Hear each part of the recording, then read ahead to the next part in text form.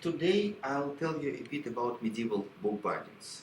Medieval book binding, this is NPC. The best book I can recommend, this is the book of Sermaya. You will have bibliography. Sermaya and Archaeology of Medieval Book Bindings. I strongly recommend this. What I do now, there is wonderful booklet, brochure, which I have taken from a website of Yale Beinecke Library. It was compiled by their conservation and restoration team. I really strongly recommend this. I will use this booklet, Medieval and Early Modern Manuscripts, Bookbinding Terms, Materials, Methods and Models, to illustrate various terms. Next, please. What you have to know, at the moment you take manuscript, this is physical object, and we start with the binding, as I have demonstrated on the example of KK425. So we have left board, or I prefer to use front board. This is this. We have sewing stations, which you usually don't have because they are covered by spine. Instead of them, you can see cords or thongs. They can be double or single. Of course, you can have iron bind, and you can have tied down. Of course, if this is front board, then it will be rear board or right cover. Very simple. We open the book, we have, this is our page down. Sometimes there is page down, sometimes there are no page down, so we are lucky we can see wood. So you have to have skills to discern between various types of wood. You go online, you Google for dendrology, and you see different ornament of chest, pine, oak, maple, and so on. All this can be crucial to determine where manuscript came from. So we have catch plate. It is very important where catch plate is located on the front cover or vice versa. In various epochs, in various monasteries, tradition was different. This is all very important. This is torn in. This is corner tongue. All this is, of course, text block. This is clasp. You see in this? Here, strap goes from that board to this one. Mostly this is vice versa. This is 4H. This is square. If this is square, it means manuscript was not rebound too many times. This is head. This is spine. This is joint. And this is what we have on front cover. Usually ornament of the leather of the front cover is exactly the same as on the rear cover. But of course, one cover can be lost or detached, whatever you want. Most important things you have to know. There are bosses. 1, 2, 3, 4, 5. Sometimes several of them can be lost. You only have place, and you have to understand, okay, boss was there. Okay, it's important. Again, you have strap, okay? You have side pin. Why? Because you put strap here. Sometimes there is already no pin, you just have dot. And you have to know, okay, pin was here. If pin was here, it means once there was also a strap, okay? Tail. Next, please. Again, here. When you see something like that, this is rather Germany, rather. Manuscriptology, this is not precise science. So when you see binding like that, this is rather Germany. We can see bosses, 5.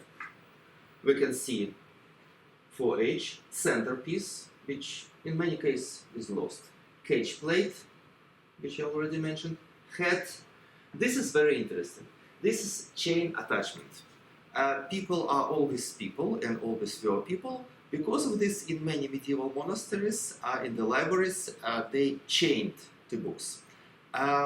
Even now, there are several so-called chain libraries. I once visited one of them in Hereford. This is Western England.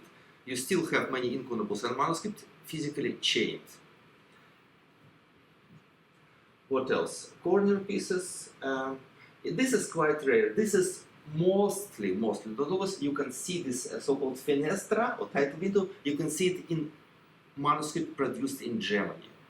Mostly, not 100%, please. Next, please. Here, as you can see, there is no base down. You are lucky, you can see wooden board. This is oak. This is channels, 1 and 2. This is so-called pocket, thong. This is the hole. You see this triangle.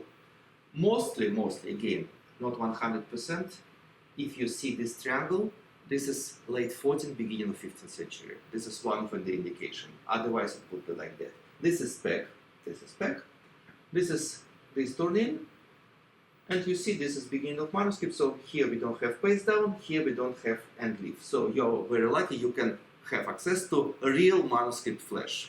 Probably this is less beautiful than you would like, but this is the real manuscript. This is real history, and I certainly urge you to, first of all, to like these manuscripts, because everyone likes the same beautiful pictures with gold, but this is, again, this is real history. Chimaiso overcover, sewing stations, which we saw from another side, right? And with, next slide, please. And now, very briefly, there is all pictures I show you, I think I took from wonderful website of British Library. I apologize if I confused and if I took several of them from other website. There is wonderful website located at British Library devoted wholly to medieval bookbindings or the medieval and Renaissance. What you have to learn, this is follicles of medieval, or follicles of leather. Actually, there are only several types you will see. This is calf, this is deer, this is goat, this is sheep, and this is pig. In many books, I have seen that some manuscripts have been produced using squirrels. I have never seen it. So please look carefully. If this is smooth, you see nothing. This is calf. This is smooth, this is calf. Right? Next slide, please. The same is here. Could you please enlarge? You cannot see follicles. This is calf. Next, please. This is deer. This is quite rare. Why? Because not in all European countries there was deer. You have to get deer, and the leather, the skin is thicker, so this is not so useful. So you cannot confuse deer with anything else. You see this channels, these lines, right? This is deer. Just remember this. Just remember, deer. The same is here. The same is here. This is another example of deer. Yeah, and this was typical for many English 13th and 14th century manuscripts. This is goat. This is goat. Well, this is you can see something. You see ornament of goat probably here, right? So you see the difference. If you train your eye, you see the difference between goat and calf. You see something, and this is not calf. This is goat. Please continue. You can see it here, right? These areas. Next, please. And this is pig. Probably there are exceptions, but I probably haven't seen them.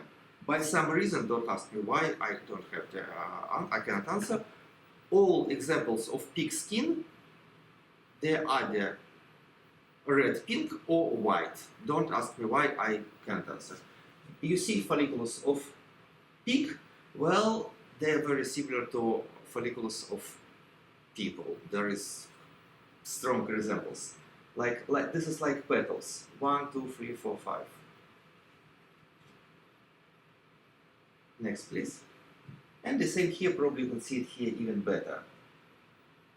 This is pig. You cannot confuse it to anything. Thank you very much. The same. And here, if we are very lucky, we can see wood, you know. So this is half of the skin was, half of the body was lost. Thank you very much.